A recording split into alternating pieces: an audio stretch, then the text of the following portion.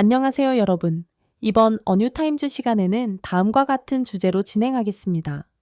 우크라이나군이 보복 공격을 계속하고 있습니다. 그리고 두 곳의 변전소는 물론 사라토프, 사라토비의 정유 공장까지 피격되어 현지 주민들이 정전 사태를 겪고 있습니다. 지난번에는 벨고로드에 대한 공습과 벨고로드의 정전 사태에 대해 말씀드렸는데 이번에는 공격, 범위가 더욱 확대되고 있습니다. 러시아는 우크라이나를 지속적으로 공습하여 우크라이나의 전력 공급이 다시 불안정해졌습니다. 그 보복으로 과거 우크라이나는 러시아를 건드릴 수 없었지만 이제는 그것이 가능해졌습니다. 이번에는 그러한 추세가 가속화되고 있습니다. 오늘은 이 문제에 대한 정보를 시청자 여러분께 전달해 드리고자 합니다. 혹시 괜찮으시다면 지금 바로 채널 구독과 좋아요 버튼을 눌러주십시오. 우크라이나군의 동시다발적인 공습으로 러시아 주민들이 정전 사태에 직면했습니다. 11월 8일 우크라이나군의 새로운 무인기 드론 공격이 러시아의 3개 전략 인프라 시설을 동시에 타격했습니다. 목표는 발라쇼비브 변전소, 벨로오제르스카야, 벨로우저스카야 변전소, 그리고 사라토프의 정유 공장이었습니다. 여러 곳에서 대규모 폭발이 발생했습니다. 사라토프주 주민들은 갑작스러운 폭발음에 잠에서 깼으나 미처 촬영할 틈도 없이 정전되었습니다. 여러 지역이 정전되었습니다. 발라쇼프에서는 행정구역 4곳이 정전되었습니다. 사라토프주 정부는 이 공격을 인정하고 최소 4개 행정구역이 정전 사태에 빠졌다고 발표했습니다. 이 지역들은 도시뿐만 아니라 여러 정착촌 마을을 포함하고 있어 그 영향이 광범위하게 확산되고 있습니다. 공식적으로 복구 작업이 진행 중이라고 발표되었지만 현지에서는 장비에 심각한 피해가 있을 것으로 의심하며 완전히 복구하는 데는 상당한 시간이 걸릴 것으로 예상됩니다. 그리고 발라쇼프 에너지 중심부 기능 파괴는 군사 및 운송 지원 네트워크에 영향을 미치고 있습니다. 공격 대상인 발라쇼프 발전기 및 변전소 복합 시설은 지난 몇 주간 여러 차례 공격을 받았습니다. 이 시설은 단순히 지역 전력권일 뿐만 아니라 러시아 전력 공급망의 일부인 링 시스템, 에네르기 콜차, 에너지 골차에 속하며 산업시설, 철도 및 군사시설에 연료를 공급하는 중심 역할을 합니다. 우크라이나 측의 목적은 이러한 에너지 중개 지점을 계획적으로 무력화하여 러시아 관격 전력 전송 관리 시스템 전체의 구조적인 혼란을 야기하는 것으로 보입니다. 그리고 이번에는 830km가 넘는 초장거리 공격이 감행되었습니다. 러시아의 중앙 네트워크가 통제력을 잃고 있으며 구소련식 시스템의 붕괴가 촉발되었습니다. 발라쇼프에 대한 공격은 단순한 정전 피해로 그치지 않고 소련 시절 건설된 집중형 에너지 통제 시스템의 심각한 구조적 약점을 노출시켰습니다. 분배 요소들이 연이어 무력화되자 지방 차원의 자율 복구 또는 전력 재분배가 불가능해졌고 중앙 관리 네트워크 자체가 자멸하는 현상이 나타나기 시작했습니다. 그리고 벨로우제르스카야 변전소에 대한 정확한 타격은 러시아 통제 부문의 송전 축을 끊었습니다. 다음 공격 목표였던 벨로오제르스카야 변전소는 볼로그다 주에 위치한 750kV 고압 송전 노드입니다. 이곳은 시베리아 및 우랄 지역에서 러시아 북서부, 레닌그라드, 그리고 칼리닌 원자력 발전소로 이어지는 송전 경로상에 있으며 러시아 전력망에서 손꼽히는 주요 변전 시설로 간주됩니다. 이 공격으로 우크라이나 측이 러시아 중부에서 북서부로 이어지는 송전 시스템의 연결 축을 절단했을 가능성이 매우 높다는 분석이 나옵니다. 그리고 우크라이나 드론의 비행거리가 상당히 업데이트되었습니다.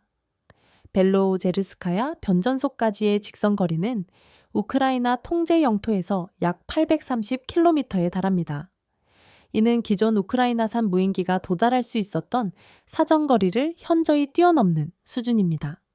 전문가들은 이를 우크라이나의 차세대 드론 모델이 공식적인 작전 단계에 돌입했다는 신호로 보고 있습니다. 이번에 주목할 점은 발라쇼프까지의 거리보다 2배 이상 먼 거리에 도달했다는 것입니다. 그리고 이번 위치를 보면, 지도를 보면 아래쪽에 키이우가 있고 가운데에 모스크바가 있지만 목표가 위쪽 그리고 오른쪽에 있습니다. 830km는 모스크바보다 훨씬 먼 지점이며 이는 이번 공습의 내용이 매우 흥미로워지는 이유입니다. 그리고 성숙한 시스템, 대량 생산 프로세스를 통해 우크라이나는 특수무기에서 일상 장비로의 전환을 보이고 있습니다. 주목할 점은 이러한 공격들이 이제 이례적인 사건이 아니라 일상적인 임무처럼 지속적으로 수행되고 있다는 점입니다. 이전에는 초장거리 정밀 타격 드론이 매우 제한적인 전개 무기였지만 현재는 동시에 다수, 고주파수, 그리고 고정밀도라는 3가지 요소가 모두 충족되었습니다. 이는 현재의 흐름이 생산과 운영 면에서 안정적인 대량 생산 시스템이 확립되었음을 보여줍니다. 러시아의 깊은 내륙 지역이 통상적인 전장으로 변모하고 있습니다. 전쟁의 지리적 범위가 점점 확대되고 있습니다. 한때 러시아 북서부 중심에서 전선과 멀다고 여겨졌던 볼로그다와 사라토프가 이제 우크라이나 드론 공격의 일상적인 표적이 되었습니다. 이에 따라 러시아의 안전지대가 급속히 축소되고 있으며 전쟁의 지리적 확장이 새로운 단계로 접어들었다는 평가입니다. 그리고 드론 공격의 정확도가 높아져 정밀 유도 능력은 오차가 거의 제로에 가까운 수준에 도달했습니다. 이번 공격에서는 사라토프 정유 공장을 겨냥한 극도의 정밀도를 가진 드론 직격 타격이 감행되었습니다. 공격 대상은 바로 원유 처리 시설이었으며 시설 주변 구역에 대한 타격이 아니라 장비 차원에서의 파괴가 확인될 정도로 그 정확도는 미터 단위에 달했습니다. 그리고 러시아 남부의 연료 공급 거점이 다시 한번 표적이 되었습니다. 이번에는 엥겔스 공군 기지까지 영향이 확산되었습니다. 이 사라토프 정유 공장은 가이솔린, 디젤, 항공 연료를 생산하며 전략 공군 기지인 엥겔스 공군 기지에 항공 연료를 공급하는 역할도 하는 것으로 알려져 있습니다. 이 기지에는 핵무기 탑재가 가능한 장거리 폭격기들이 배치되어 있으며 이번 공격은 군사 연료 공급 자체에 대한 타격으로 보아야 합니다. 그리고 과거 5차례 이상의 공격에도 불구하고 이번 흐름은 마지막 일격에 가까워지고 있습니다. 이 정유 공장은 전쟁이 시작된 이후 우크라이나의 공격을 최소 5에서 6회 받았습니다. 과거 공격으로 생산 라인의 여러 부분이 점진적으로 파괴되었으며 장비의 가동 점점 효율이 저하된 상태입니다. 이번 공격은 그들의 한계점에 도달했을 가능성을 보여줍니다. 다시 말해 이번에 우크라이나군이 복구가 매우 어려운 경계선으로 그들을 몰아넣었다고 해석할 수 있습니다. 그리고 마지막 일격으로부터의 붕괴는 볼고그라드 정유공장이라는 선례가 있습니다. 실제로 비슷한 사례만은 볼고그라드 정유공장인데 이곳 역시 우크라이나의 단계적인 공격을 받았습니다. 그 결과 이 공장은 완전히 가동을 중단해야 했습니다. 연간 1600만 톤의 처리 능력을 가진 러시아 최대 시설 중 하나였음에도 불구하고 현재는 작동하지 않는 것으로 알려져 있습니다. 제 기억이 맞다면 러시아 정유공장 생산량의 5%를 차지하던 시설입니다. 이는 러시아 석유 정제 산업에 대한 심각한 구조적 붕괴를 의미하기도 합니다. 그리고 전략 방공 해체 작전이 진행되고 있습니다. 공격과 병행하여 방공망 제압이 이루어지고 있으며 러시아군은 요격 수단을 점차 잃어가고 있습니다. 우크라이나는 단발성 공격으로 승리하는 것이 아니라 체계적이고 단계적인 방공망 무력화와 지속적인 인프라 파괴를 결합하는 전략을 구사하고 있습니다.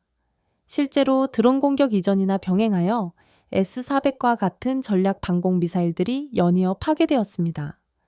그리고 FPV, 드론, FP2를 이용한 중공격 타격이 이번에는 S-400을 박살냈습니다. 이날 다시 한번 초중량 FPV 드론인 FP2의 공격으로 S-400 시스템 하나가 파괴된 것으로 알려졌습니다. FP2는 105kg의 폭약을 탑재할 수 있으며 조종사가 마치 자신이 직접 비행하는 것처럼 BR, 고글을 통해 1인칭 시점으로 운용할 수 있는 기종입니다. 그리고 극도의 정밀도로 접근하여 직접 타격할 수 있습니다. 실제로 발전기와 통신 장비를 파괴한 사례들이 있었습니다. 그리고 값비싼 장비에서 소모품으로 러시아 방공망의 소모전이 진행되고 있습니다. S-400과 같은 고가 전략 무기가 연이어 파괴되는 가운데 TOR, 부크, 펜츠르와 같은 중단거리 방공 시스템 또한 차례로 폭파되고 있습니다. 이는 결국 광역 인프라가 방공망 보호 범위에서 완전히 벗어났다는 결과로 이어졌으며 드론의 통과를 허용하는 상황이 일상화되었습니다. 그리고 피격된 시설들의 존재, 직원들이 지속적으로 표적이 되고 있습니다. 왜 자꾸 맞을까요? 여러 차례 공격을 받았음에도 불구하고 많은 정유 공장과 변전소가 계속 타격을 입는 이유는 분명합니다. 러시아 측이 이를 막을 방공 장비를 준비할 수 없기 때문입니다. 다시 말해, 방어할 수 없다면 표적이 된다는 기본적인 전장의 룰이 이제 러시아의 핵심 인프레까지 적용되고 있는 것입니다. 또한 단순하게 말하면 우크라이나 측이 단 한 번의 공격으로 모든 것을 태워버릴 수 없기 때문에 동일한 장소에 대한 공습을 여러 번 반복하여 소모시키고 있는 것입니다. 그럼에도 불구하고 티끌모아 태산, 우크라이나는 이러한 승리들을 만들어내고 있습니다. 아무도 주목하지 않던 내용들이 이제 현실이 되고 있는 것입니다. 이것이 삶의 법칙에도 적용된다고 생각합니다. 무언가를 시작했을 때 아무도 당신을 믿어주지 않습니다. 결과가 나왔을 때 비로소 주변 사람들이 관심을 갖거나 믿기 시작합니다. 하지만 아무도 믿지 않아도 당신은 스스로를 믿고 행동해야 합니다. 우크라이나가 국가 차원에서 그것을 명확히 보여주고 있습니다. 그리고 벨고로드의 루치 화력 발전소가 피격되었습니다. 터빈 파괴, 완전 가동 중단. 사라토프와 볼로그다 공격 이후 약 15시간 뒤 우크라이나는 벨고로드주의 루치 열병합 발전소를 타격했습니다. 이곳의 가스터빈이 파괴되었을 가능성이 높으며 이로 인해 전력과 난방 공급이 완전히 중단될 위험에 처했습니다. 그리고 화력 발전소에 대한 연속 공격. 벨고로드는 이번에도 가동 중단 위기에 몰렸습니다. 벨고로드에는 루치 열병합 발전소 외에도 벨고로드 화력 발전소가 있는데 그것도 이미 공격을 받아 터빈이 손상되었다는 정보가 있습니다. 이번에 루치 발전소마저 터빈을 잃는다면 벨고로드주 전체가 다운봇 정전 될 가능성이 높습니다. 현재 가장 핵심적인 부분, 즉 시스템의 심장을 잃을 가능성이 높다는 보고가 나오고 있습니다. 그리고 혹한기 앞둔 에너지 위기, 이번 민간인 피해 영향은 상당합니다. 지금까지 군사 및 전략시설에 집중되었던 공격이 마침내 러시아 도시 인프라와 민간 생활에 직접적인 영향을 미치기 시작했습니다. 겨울을 앞두고 발전기 및 공급원, 다운보드 공급 중단은 도시 생활에 심각한 타격을 주고 있습니다. 그리고 앞으로 벨고로드 외의 다른 지방에도 이와 유사한 계획적인 가동 중단 사태가 일어날 가능성이 매우 높습니다. 전력과 난방이 동시에 끊기고 도시 기능은 정지 위기에 몰렸습니다. 11월 8일 밤 러시아 벨고로드 대부분 지역이 정전되었고 일부 지역은 난방 시스템까지 완전히 중단되었습니다. 비록 모든 지역은 아니지만 완전 정전 블랙아웃은 시간 문제라는 분석입니다. 당국은 다른 지역에서 전력을 끌어와 공급하려 할 가능성을 언급했지만 그것 역시 쉽지 않은 상황입니다. 우크라이나도 이러한 일을 겪었지만 기본적으로 소련은 핵전쟁을 전제로 전체 전력 인프라를 구축했습니다. 따라서 러시아에서는 완전 정전 블랙아웃이 일어날 가능성은 낮다는 분석이 지배적이었습니다. 우크라이나에서도 그런 일이 일어나지 않았고 더 나아가 동일한 소련식 시스템을 사용하는 코소보에서도 일어나지 않았습니다. 그러나 모든 발전량이 서로 연결되어 있기 때문에 한 곳이 완전히 정전되더라도 다른 발전소의 전력 인프라가 보상하도록 시스템이 설계되어 있습니다. 따라서 완전한 블랙아웃은 불가능하지만 전체 전력 생산량이 광범위하게 삭감될 가능성은 매우 높습니다. 예를 들어 지금 모스크바 주변의 여러 지점을 공격하고 있잖아요. 아마 모스크바는 자체 회로 전력망이 있을 것입니다. 따라서 정전을이 아직 모스크바에 영향을 미치지 않고 있지만 모스크바 관리 시스템까지 공격하고 있는 것이죠. 기본적으로 언젠가는 모스크바 자체 회로까지 확산되거나 모스크바 자체의 전력 용량이 줄어들 가능성이 있습니다. 그래서 그것이 주목할 만한 부분입니다. 즉, 우크라이나 입장에서는 특히 러시아는 매우 크기 때문에 시스템이 우크라이나와 다릅니다. 우크라이나도 이미 큰 편이고 러시아를 제외하면 유럽에서 가장 영토가 큰 국가가 우크라이나입니다. 하지만 러시아는 그보다 영토가 훨씬 더 큽니다. 그래서 그런 면에서 향후 소모될 가능성은 매우 높습니다. 그리고 관격 인프라 그림이 명확해졌고 계획적인 정전 전략이 진행되고 있습니다. 우크라이나의 전략은 변전소, 열병합 발전소, 정유 공장 등을 선별적이고 연쇄적으로 파괴하는 계획입니다. 향후 벨고로드에 그치지 않고 러시아 전역의 광범위한 송전 차단, 그리고 연료 및 난방 공급 중단이 일어날 가능성이 매우 높습니다. 정유 공장의 파괴로 발전 기용 연료가 부족해지고 난방을 위한 열을 만들어낼 수 없게 되면서 러시아 도시의 주민들은 어둠 속에서 난방 없이 겨울을 맞을 준비를 하고 있습니다. 그리고 군사 기능을 마비시키는 구조적 타격, 즉 동작 정지 전술이 진행되고 있습니다. 전력과 연료를 박탈당한 군대는 움직일 수 없습니다. 다시 말해 발전소, 정유공장, 변전소 파괴는 곧 러시아군 자체의 기능 정지를 의미합니다. 탱크, 미사일, 심지어 드론조차 작동할 수 없게 되며 광범위한 보급 네트워크가 붕괴합니다. 그리고 지금 러시아는 그들 자신의 내륙이 전장이 되었고 대가를 치르기 시작하고 있습니다.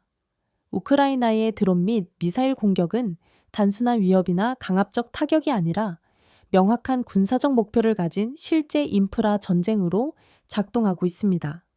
정유공장, 변전소, 열병합 발전소라는 세 가지 기둥을 연쇄적으로 파괴함으로써 러시아는 이제 전력, 연료, 그리고 난방, 이 모든 것을 잃기 시작하고 있습니다. 이는 도시 인프라 전체를 마비시키는 구조적 파괴의 시작을 의미합니다. 그리고 이 공격은 단순한 전술적 승리를 넘어 러시아 내륙이 전장이 되었다는 전략적 서사가 되고 있습니다. 지금까지 많은 러시아 국민들이 자신들의 나라가 전장이 아니라고 믿었던 그 구조에 이번에 심각한 균열이 가기 시작한 것입니다. 그리고 이것이야말로 우크라이나 방역의 가장 큰 메시지입니다. 그리고 이번에 덧붙여 저는 시청자 여러분에게 이 전쟁을 제3자의 시점, 즉 더 큰 조망 속에서 바라볼 필요가 있다고 늘 말씀드렸고 그것을 항상 전달해 왔습니다. 그러한 배경 속에서 현재의 흐름, 제3자의 시점에서 이것을 바라볼 때 이 모습은 어떻게 보일까요? 이번에 저는 이것을 사고의 재구성이라고 부르겠습니다. 이전에는 철학이라는 용어를 썼지만 사고의 재구성이 저에게 더 적합해 보이고 시청자 여러분과 더 큰 시야를 공유하고 싶어서 후반부에 이 부분을 넣었습니다. 우선 전쟁이란 인간이 에너지를 잘못 사용할 때 발생하는 것입니다. 그리고 저는 이 정의는 누구의 생명을 지키기 위해 흐르고 있는가? 라는 질문이 나와야 한다고 느낍니다. 에너지는 본래 생명 유지를 위한 것입니다. 하지만 전쟁이 일어나면 그것은 사람을 죽이는 연료로 변모합니다. 우크라이나가 겨냥하고 있는 것은 바로 러시아의 그러한 광기, 어린 우선순위를 수정하기 위한 조치입니다. 즉, 전쟁을 지원하는 신경다발 하나하나를 끊어내고 있는 것입니다. 다시 말해 영상, 내용이 우크라이나가 전력 인프라를 공격하고 있다는 것입니다. 이는 인간의 삶의 인프라를 공격하는 것으로 비칠 수 있습니다. 하지만 기본적으로 그러한 생각보다는 더 큰 관점에서 본다면 러시아는 애초에 그 에너지를 전쟁에 사용하고 있었습니다. 따라서 우크라이나는 그것을 바꿔야 합니다. 그것이 이 문제를 바라볼 수 있는 방식입니다. 그리고 여러분이 아셨으면 하는 핵심은 이것은 파괴가 아니라 인간적 가치의 우선순위를 제자리에 돌려놓기 위한 행동이라는 것입니다. 그것이 우크라이나가 러시아에 적용하고 있는 수정의 내용입니다. 그리고 두 번째, 이것은 파괴를 위한 전쟁이 아니라 재시작 리셋도를 위한 전쟁이 진행되고 있다는 것입니다. 러시아 도시들이 어둠에 잠기는 것은 끝이 아니라 재부팅을 예고하는 전조입니다. 우리는 러시아 국민들이 고통받는 것을 원하지 않습니다. 하지만 전기가 끊기고 연료가 차단되며 열이 사라집니다.